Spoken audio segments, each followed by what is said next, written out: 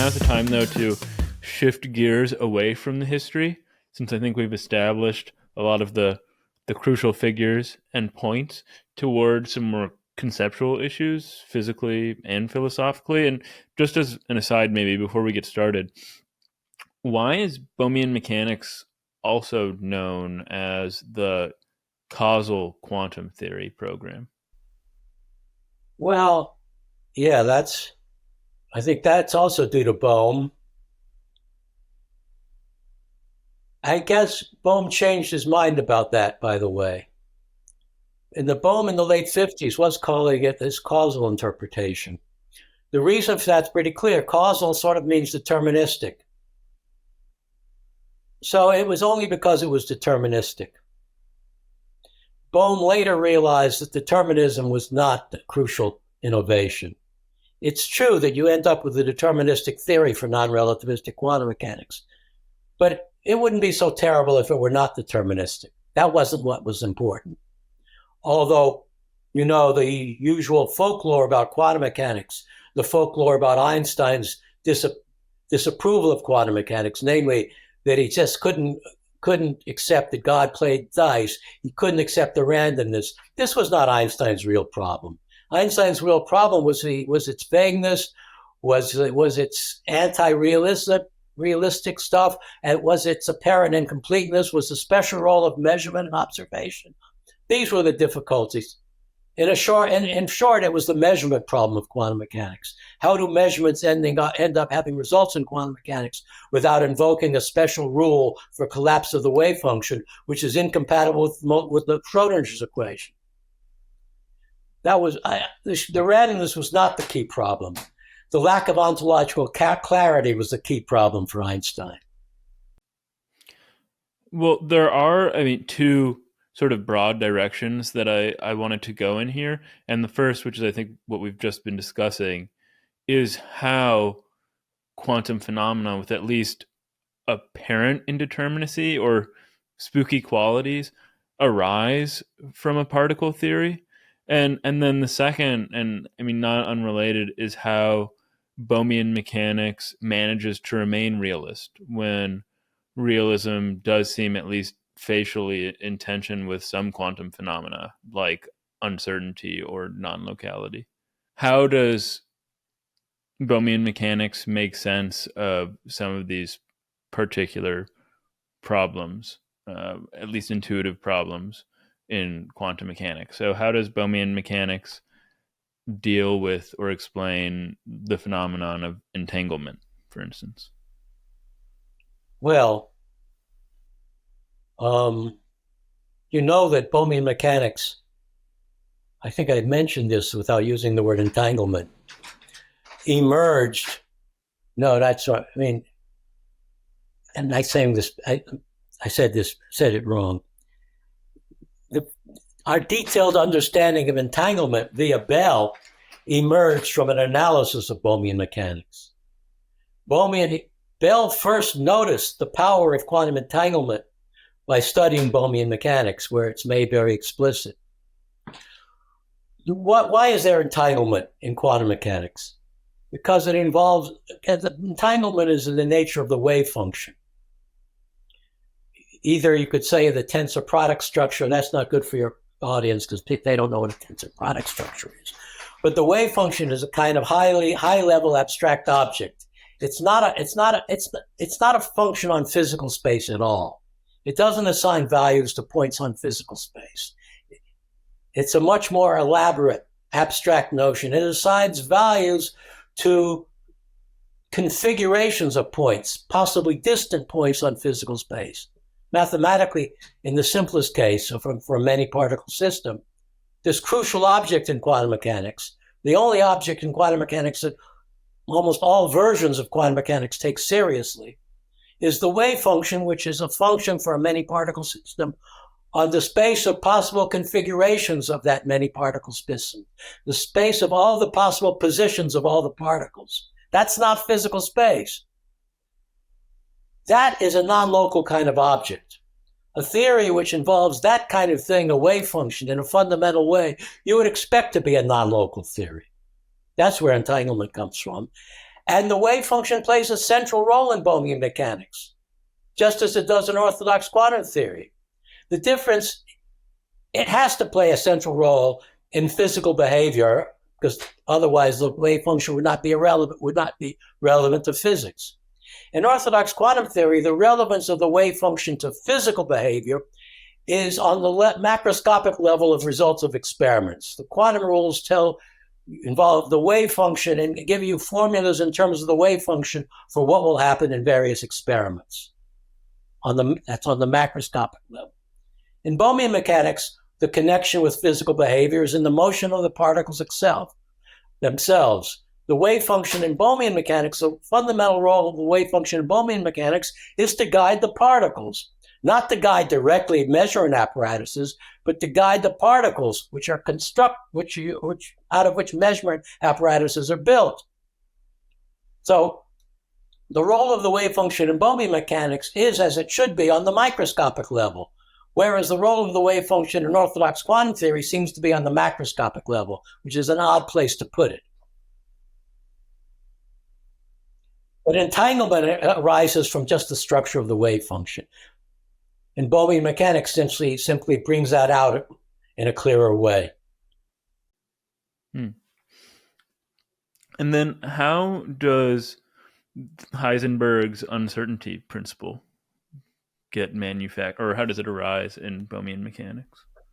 Well, Heisenberg's uncertainty principle is simply one instance of quantum probability. It relates the probability distribution, the quantum probability distribution for position to the quantum probability distribution for momentum. If you have a very narrow quantum probability distribution for the position of a particle, you almost know the position, let's say, then you have a very wide probability distribution for the momentum of the particle. You have little idea what the momentum is. And the Heisenberg's uncertainty principle is a sharp inequality expressing this fact. But it's simply a special case of the usual quantum probabilities. Now, when you analyze Bohmian mechanics, you find, well, let me say it like this, a very natural question, if you're dealing with Bohmian mechanics, is really the question you just suggested, but more general question than the one you just suggested, namely, where do quantum probabilities come from in a theory such as Bohmian mechanics, which is fundamentally deterministic and nothing is vague? Particles are where they are. There's a wave function that particles are moving in a deterministic manner according to how the wave function tells them they should move, according to simple equations of motion involving the wave function. Where is there room for probability in such a theory? So that's a natural question, right? And anybody who first learns about Bohmian mechanics should be bothered by that question. I know I was. And that's why I was attracted to stochastic mechanics, because it seemed to me hard to understand how Bohm's deterministic theory could accommodate quantum randomness. Whereas if I have a stochastic theory, diffusion process, randomness is built in. So if randomness is built in, it sort of seems not implausible that maybe quantum randomness could come out. It was only later that I realized that was totally unnecessary, and quantum randomness emerges from an analysis of Bohmian mechanics, surprisingly. In fact, there's no example that I know of in which fundamental randomness, in a sense fundamental randomness, emerges from a theory which in such a crystal clear way, a theory which is fundamentally deterministic and nothing is really random. Turns out that in a Bohmian universe, there's an appearance of inescapable randomness emerges. You can't. Now, why should that be? The short of it is that an appearance of randomness, why should randomness appear at all? Because we don't know everything. Things seem random because we don't know everything. Well, the result of an experiment wouldn't be random if we knew the result beforehand. But to know the result beforehand, we have to know the detailed initial conditions, the positions of all the particles. It turns out that in Bohmian mechanics, that knowledge is not available. That knowledge is not available, not as an axiom of the theory. The theory doesn't say you can't know this stuff. decent decent physical theory should not have axioms about what you can or can't know. Shouldn't refer to knowledge or observation. But an analysis of the theory, Bohmian mechanics, shows that this knowledge, detailed information about the configuration, positions of all the particles must be inaccessible. That you can't know more about the position of a particle than its wave function would allow you to know. You just can't know more. That's the theorem of Bohmian mechanics. And but you know that in classical mechanics, many classical systems are conveniently described using randomness. Statistical mechanics, we're dealing classical statistical mechanics. One is dealing with a deterministic classical evolution, and yet one finds it very convenient to describe things involving randomness. Maxwell's distribution for the velocity of a particle in a gas. So randomness often can emerge in a natural way from an analysis of a deterministic motion. And in classical mechanics, it would seem that randomness is avoidable. You could know more, perhaps. You could make the randomness less and less by obtaining more and more information. But it's a theorem of Bohmian mechanics that you can't do that. The structure of Bohmian mechanics is such that this is impossible. You can never know enough to know the position of a particle beyond its wave function. So the randomness and probabilities that arise in Bohmian mechanics are epistemic rather than at root physical. Maybe in the same way that restricting ourselves to a classical picture of the world, if we flip a coin and we know all of the initial conditions, we know whether it's going to land heads up or heads down. But because we don't have access to these every time we flip a coin, it's subjectively random whether or not it's going to land heads or tails. But then there's a theorem of Bohmian mechanics that says that we just can't ever know these initial That's conditions. exactly right. It is epistemic. It's not metaphysical. It's not intrinsic. It's not fundamental. And yet it's inescapable. That's the theorem of Bohmian mechanics. And shifting slightly, I mean, I guess I brought well, you mentioned statistical mechanics, and I just mentioned this classical picture of flipping a coin. But is there a simple story for how the wave particle duality of Bohmian mechanics can still result in the classical picture of the world we see at the macroscopic level? Because the quantum world and our macroscopic world are quite different creatures. Well, the basic problem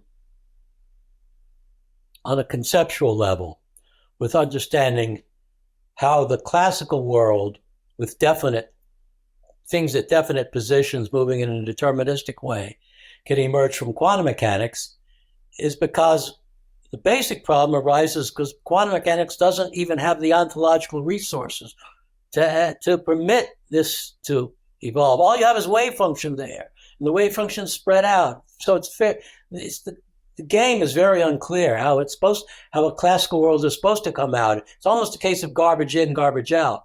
In Bohmian mechanics, what you've got is particles moving in a certain way. It's not the classical way. But if you have particles moving in a certain way, and then you therefore have systems of particles moving in a certain way, because if you know how all the particles are moving, you know how composite systems of particles like baseballs move.